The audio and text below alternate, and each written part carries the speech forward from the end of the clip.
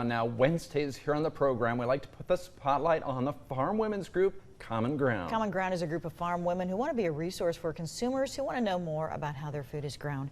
So joining us now is volunteer Paula Peterson from the Waverly area. Nice to see you today. Good morning. Hey. It's so nice to be back in here. Yeah, I know. It's great.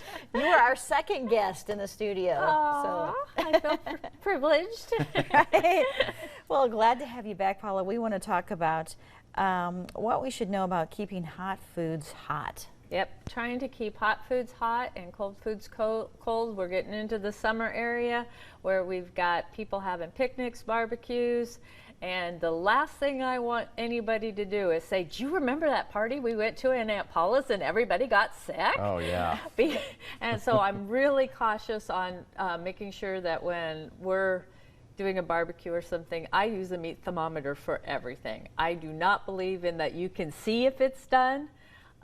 Making sure internal temperature on meat is properly cooked is so critical, and trying to keep it warm and hot if you're taking it out to a barbecue.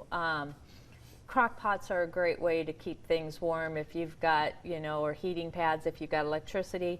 But even like those little sterno cans, that if you put like a tin foil with water in between it and those sterno cans, you can keep meat at temperature for at least that half hour, 45 minutes, and that should give everybody time to get through the first run, and then you can either put them back on the grill with the cover just to kind of keep everything warmer longer, because nobody wants to get sick after a weekend at Aunt Paula's. Yeah. What about cold foods? Well, cold foods, it's really, I think, almost easier because I just make ice trays.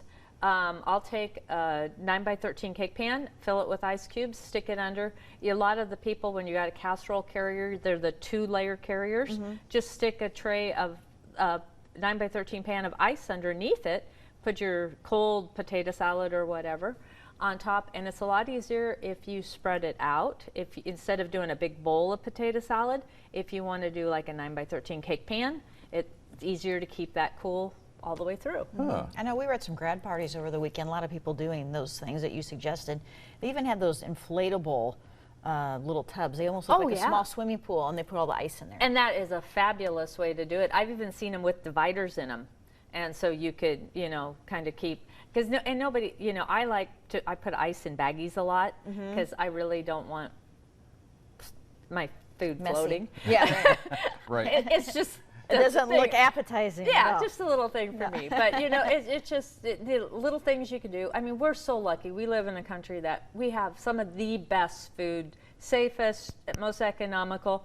So once we get it home as consumers, it's up to us to make sure it stays safe for the people we're feeding. All right. Perfect. And I know you're sticking around with a recipe, right? I have a Mexican fried ice cream bite now. I guess 2 years ago, I did a Mexican fried ice cream in a pan, and so now I've come up with putting it in little cupcake holders so it's a little easier to transport. Sounds good. Oh, great. And we've missed having the food in the studio. I'm glad you're back. Thanks, Paula. Thanks, Paula.